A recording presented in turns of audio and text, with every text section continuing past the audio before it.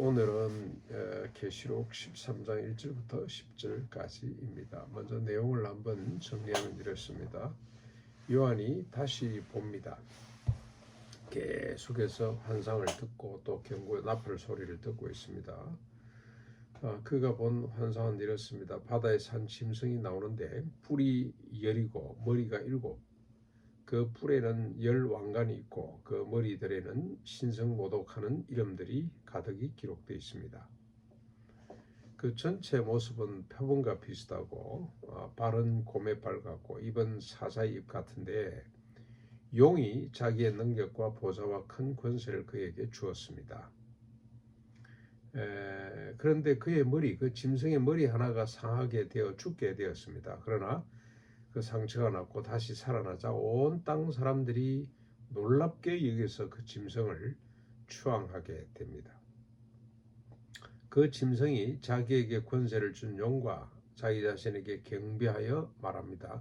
누가 이 짐승과 나와 같으냐? 누가 능히 이와 더불어 싸우겠느냐? 나와 더불어 싸울 자가 누가 있느냐? 라고 큰 소리치게 됩니다. 그리고 자신에게 권세를 준 용, 그리고 자기 자신을 스스로 높이게 되는 겁니다. 그 짐승이 하나님을 모독하는 말을 입에 받고 또 42달 동안 일할 권세를 받아서 하나님의 이름과 그의 장막에 사는 자들을 비방합니다. 또 그 짐승이 받은 권세로 성도들과 싸워 이기고 각 족속과 백성과 방언과 나라를 다스리게 됩니다. 창세 이후로 죽임을 당한 어린 양의 생명책에 이름이 기록되지 못한 지상의 모든 자들은 다 그 짐승에게 굴족하는 거죠.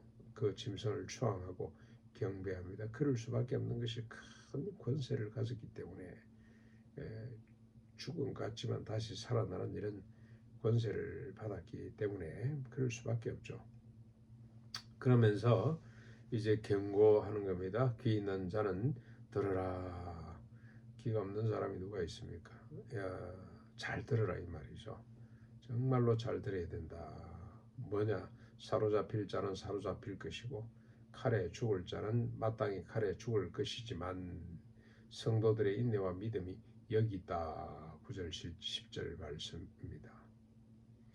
먼저 종말의 현상을 한번 정리해보면 용에게서 능력과 큰 권세를 받은 뿔이 10, 머리가 7 달리고 그 뿔에는 10왕관을 쓴 정말로 위험차고 권위 있고 멋있게 생겼죠. 그 짐승 영적 실체가 나타나서 각 족속과 백성과 방언과 나라를 다스리는데 하나님을 모독하고 하나님의 백성 성도를 사로잡고 죽이는 일이 반드시 벌어질 것이다. 이게 종말의 현상입니다. 지금 우리가 북한을 생각해 보면 참 이 말씀과 비슷하다는 생각이 들죠. 하나님을 모독하고 신은 죽었다. 신을 믿는 자는 인민의 자격이 없다. 심약하기 때문에 그렇다. 어떻게 과학적인 사고를 하지 않고 미신적인 사고를 하냐. 그래서 신을 부정하고 오히려 참 기독교를 반체제 인사로 몰아가지고 처형하기도 하고 그 끔찍한 일이 북한에서 벌어지고 있는데 정말로 참 안타까운 일이 아닐 수가 없습니다. 이게 종말에 나타나는 현상들입니다. 여러 가지 현상들 가운데 하나이죠. 이런 종말을 살아가는 성도의 자세는 어떻게 되는가? 종말의 자세입니다. 이 싸움을 부정하거나 회피하지 않아야 됩니다. 없는 것처럼 그렇게 넘어가서도 안 됩니다. 직시해야 됩니다. 이 싸움은 반드시 있을 것이다. 지금은 우리가 남한은 평화로운 시간이라고 합니다만은 이 싸움이 반드시 있다는 것 우리가 늘 잊지 않고 살아야 됩니다. 그러면서 어떻게 해야 됩니까? 인내와 믿음으로 죽음을 넘어서야 되죠. 사로잡혀감을 넘어서야 됩니다. 반드시 이 싸움이 있어서 성도가 사로잡히기도 되고 죽임을 당할 수 있는데 그걸 우리가 각오하고 넘어설 각오를 하고 살아야 된다. 끝까지 믿음과 인내를 저버리지 말아야 된다고 요한을 통해서 하나님께서 경고하고 있습니다. 그럼 이 싸움이 없도록 하시지 왜 싸움이 있냐? 이러면 성도에게 이 싸움은 고난은 그 고난으로 끝나지 않습니다. 죽음으로 끝나지 않고 여기는 반드시 영광이 있습니다. 영광. 그 싸움을 통해서 자신의 정체감을 알게 하고 하는 여러 가지 유익이 있습니다만은 그보다 더 중요한 것은 싸움 이후에 큰 영광이 있습니다. 여러분 옛날에 알리가 한때 세계를 제패하고 이름을 날릴 때 그때 적수가 없어가지고 이 일본의 이로키라고 하는 이 프로 레슬러하고 싸움을 했죠. 이 적수가 없으니까.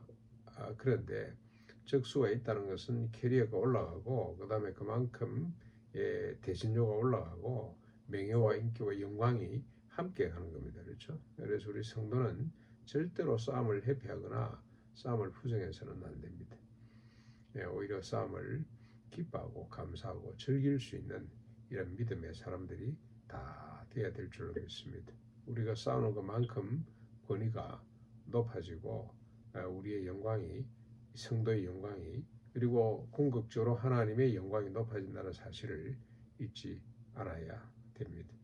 우리의 싸움은 혈과 육이 아니고 영에 속한 사탄 마귀의 권세, 용에게 위임을 받은 큰 지상의 권세들과 싸워야 되는 겁니다. 이 싸움에 함께 나설 수 있는 우리 모두가 될 수 있기를 바랍니다.